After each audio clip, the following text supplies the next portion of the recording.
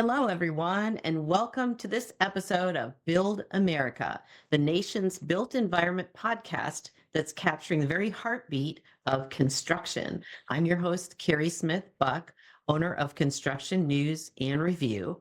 It's not often on this podcast that we have the pleasure of talking to a podcast host. So, this is a unique episode, but such is the case in this situation, this scenario. Our guest today is Adam Stark.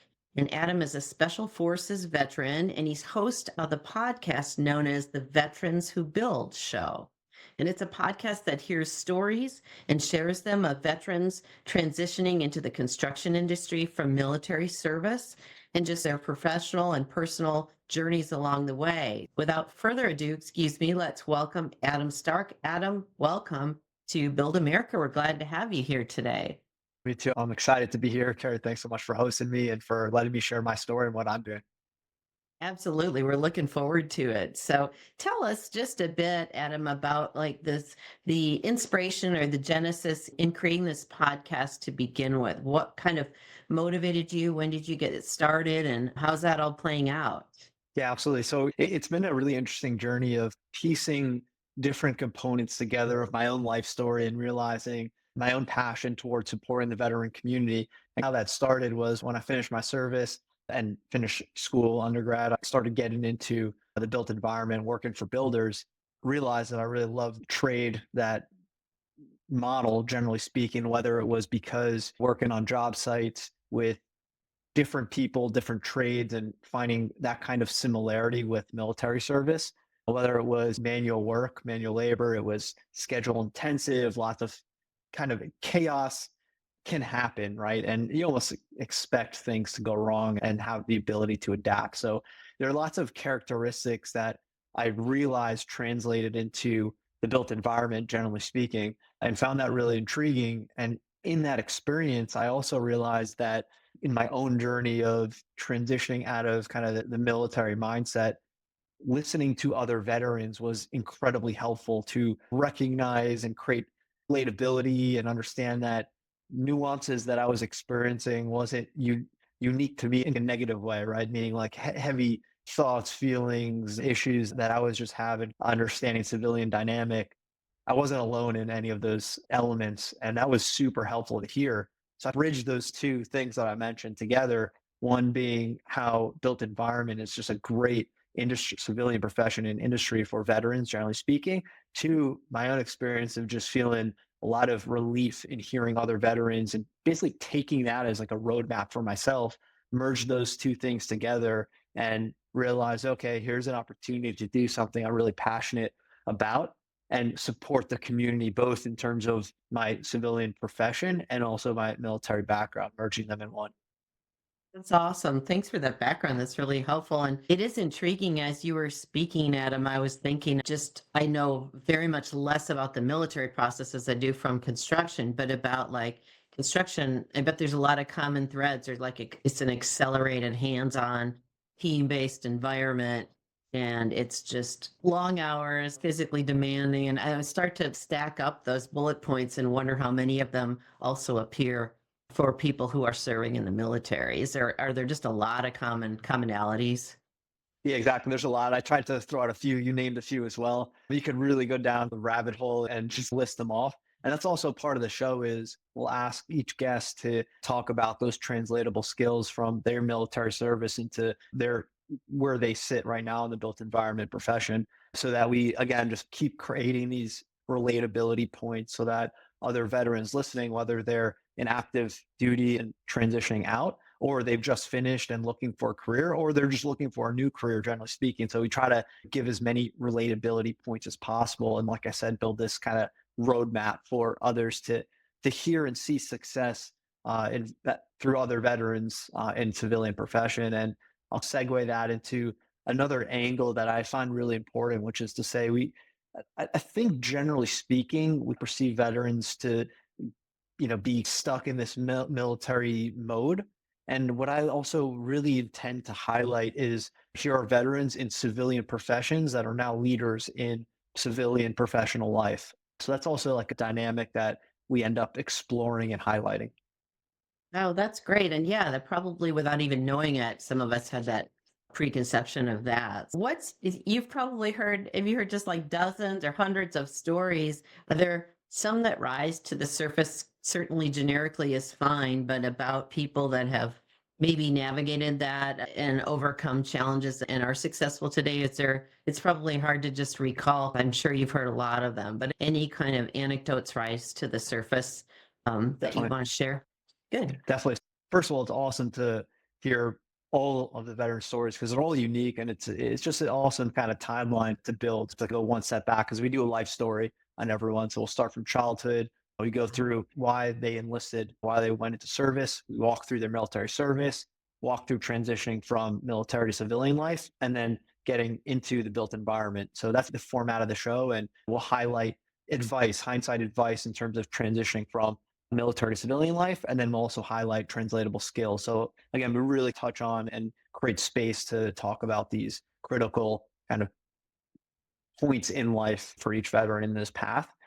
That said, I'll say the range between what I hear of just crazy hardship in childhood and getting through that, crazy hardship in that transition period in military to civilian life, getting through that, and now becoming a productive member of society, building awesome types of construction that we all need, whether it's roads, schools, homes, etc., hospitals, and so forth. So that's just like a broad way to answer it. In a specific manner, the few things that stand out that I see I'll call it a path of similarity is taking the processing seriously, taking advantage of the tools that are provided. So they won't just fall on your lap. You really have to seek them out, whether that's taking courses to translate your skills into a proper CV, a proper resume to then push out, whether that's taking the opportunity to network before you finish, right? So to create these broad elements of a plan is very important so that when you finish service, when you turn into a civilian, you're not left with nothing to do and no purpose. That's a really key factor there, is make sure you have at least some boundary of plan, some boundary of purpose, so that you don't just fall into a low state. Yeah. Those are some things that come to mind. And then, the other thing is, I think, expectation. It's really tough to be in this, what I call is the most successful leadership infrastructure ever, right? You have hundreds of years and trillions of dollars invested into military process, right? Building someone's leadership capability and ecosystem in terms of knowing your boundaries, knowing how you can grow, and then all of a sudden now you're a civilian and you gotta choose what you wear. It's to that extent. Oh, wow. Yeah. Yeah, right. You're used to uniform, you're used to your chow hall, you're used to structure around you, and now all of a sudden Right. these are all things you gotta actually consider that you weren't considering for years. So it's really Wow. interesting to understand that and dive deep into that dynamic. And that's also why I say have some form of plan. Any sort, it could be very light. That's fine. That's super helpful. And understanding that and creating your expectation to understand, okay, I'm moving from one industry to another. It's if you were doing accounting your whole life and now all of a sudden you're going and you're about to do marketing, right? Your expectation should be you need to learn again how to do this Right. skill. So that's the other dynamic that I think is very important to highlight. Wow. I'm glad you said that and compared that, Adam, because those of us that have never been in the military, it's no brainer for military veterans, but we've always had to we've always had to dress ourselves and, and decide what our career was going to be. And what, especially those of us that own businesses, it's that navigating that, I guess, landscape of personal professional choices is second nature. But if you haven't been in that environment, I could see where if you don't have a very finite goal, you could get lost in the noise for sure. Is the military and I'm just in general pretty good at approaching people that are approaching retirement to say, here are some choices so they don't have to seek it all out on their own, or does it depend? Yeah, I think the answer is no, not great Okay. at that, but Okay. that's not to say the opportunity doesn't exist. And that's what I was trying to point out, meaning it's up to Okay. you to take control of seeking out the opportunities and the platforms that military will provide, presuming you seek them out. So you got to seek them out. You got to try.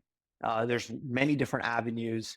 A really easy recommendation also is start with LinkedIn, right? Make sure you got a proper LinkedIn page, start reaching out to people, specifically in construction, and this is also something really important that we've seen a handful of guests that we have on the show talk about this, is the ability to shadow in the construction industry, right? Reach out to these companies who, you know, promote the hiring of veterans, and there's a dozen of them, and I think it's a growing concept. Tell them you want to shadow them on a job. You want to learn if this is something you'd be interested in once you finish service. And there's even many times this overlap period where your command will allow you to go and test these avenues out because it's showing initiative, showing that you got a plan when you finish and that you want to ensure that you got a good runway when you get out of service. Long story short, there is, I don't think it'll just land on your lap. You got to try to set yourself up for success. Sure. Excellent answer. With regard to roles in the military and roles in civilian life, is there ever like a rather than a dotted line, is there a solid line where maybe somebody was the equivalent of a project manager in the military and then they find work as a project manager in a construction firm? I guess two-part rambling question. A, does that ever happen? And B, is it still worlds different, the skills and the responsibilities?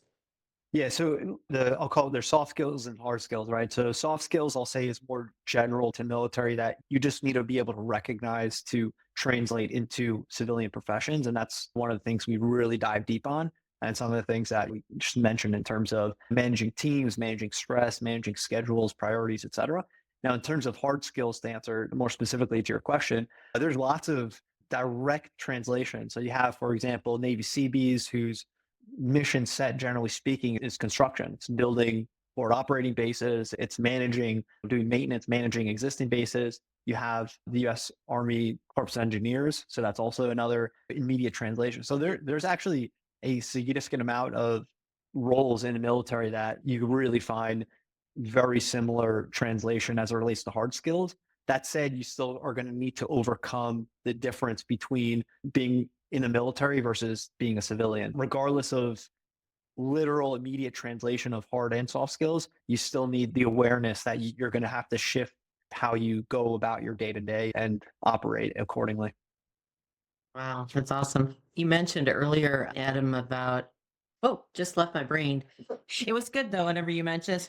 I'm trying to think about just the mindset of somebody who is in the military and then moving over to civilian life. Oh, I know what it was. You said there's hopefully a growing number of companies, construction firms even, that are open to hiring or encouraging to hiring military personnel.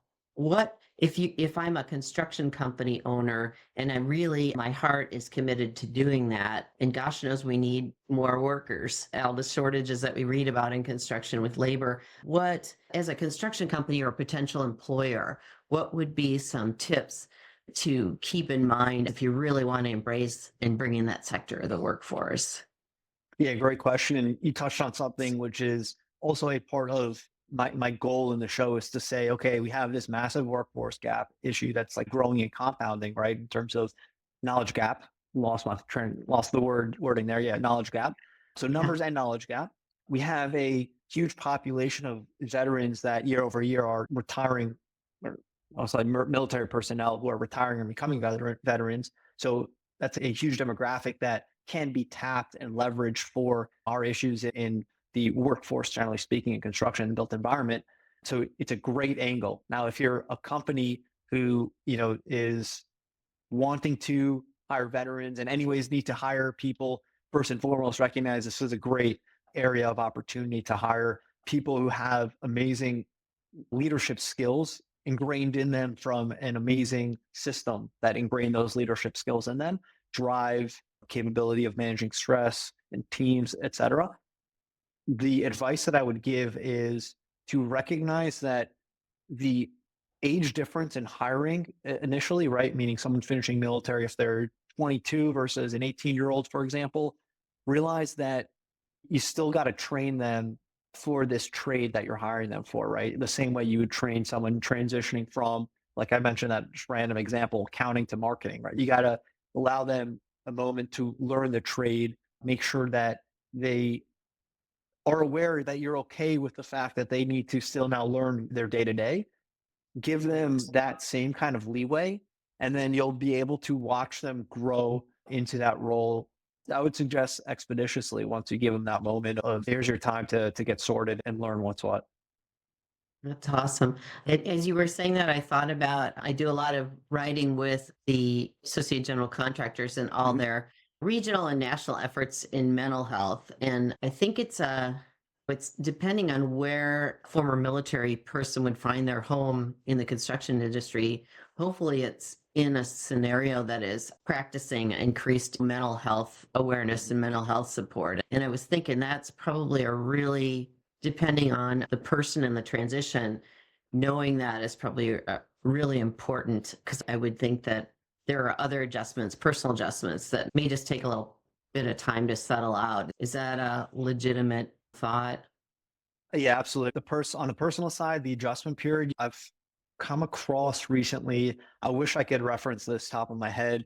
It was from it was from a source that I would trust per se, and I believe it's backed by data, like scientific data in the sense, or psychological data is saying that it takes something between 10 or 11, something like that, like meaning a decade plus minus of time to truly mold out of that personal adjustment. So that's a different expectation and let's say dive into conversation, but to your point, very relevant as it relates to mental health. And I believe that one of the elements in this industry that is super helpful for veterans transitioning is that team environment, right? So it's allowing for this kind of continuation of team and purpose, which I believe is extremely helpful transitioning and finding your feet per se as a civilian. That's awesome. What conversations has your podcast led you into that maybe you wouldn't have envisioned, and what can we do as a construction podcast in terms of, I guess, subtopics within military personnel transitions? What can we be talking about more? I guess that probably things that might not being a military person Mhm. don't realize that we need to be talking more about. It's a Yeah, rambling question. no, it's a Apologize. great question. I wish I have or had a really easy answer to that. I think, it's interesting and probably my most favorite feedback that I've ever gotten was from a spouse of a veteran. They reached out and said, "Hey, listening to other veteran stories, similar to what I was mentioning in terms of my own journey and things clicking for me, was listening to other veterans allowed for me to gain in understanding concept of kind of what they go through and potentially what they're not even realizing they're going through, which is what makes it super difficult. But solving that kind of equation becomes way simpler when you have more context to understand why and what and when and how. So I would suggest if you're working with a veteran, if you're related to, if you're friends with this or that, it can be really helpful to just listen to some veteran stories and it's super easy to find. All right, you come to our show, come to any other show on podcasts in general, and just whatever, just gain some awareness of why they have certain tendencies or think certain ways. That can be very helpful just for you to support them in their process of civilian life. And again, again, I wish I had this something to reference immediately, but the science shows, and I'm pretty confident in saying this, that it's there. Just quick Google search, you'll find it. It takes a decade plus minus on average to really come out of that. So don't think it's a quick answer or a quick fix. It takes time. Exactly. In closing, can you share with us how do we access the Veterans Who Build show? Is it audio? Is it video? Is it both? Where can people listen? Yeah, absolutely. We do both video and audio. Video full episodes are on YouTube. Audio full episodes are on Apple Podcasts and Spotify. And then what we also do is we release every other Monday. And what we do is in between every full episode release is we do promo shorts leading up to that episode where you'll find those on LinkedIn, Instagram, X, Facebook. So we're on all the social sites, YouTube as well, on all the social media sites where you could find both shorts and full episodes. Wonderful. And again, the podcast is the Veterans Who Build show. And how long have you been doing the podcast? Yeah, I think it's exactly a year right now, which is really exciting. Good. Congratulations. That's time Yeah, goes fast, doesn't it? exactly. Yeah, it does. Adam Stark, it's been such a pleasure to talk to you about the Veterans Who Build show and I don't think I even mentioned this is not even your for-profit day job venture. This is just something that was born of your experience and passion for veterans. Kudos to you, and may it continue to be an active podcast for years to come. Thanks so much, Kerry. I really appreciate you having me on. You got it. Thanks for listening, everyone. This was the Build America podcast, and we'll see you next time.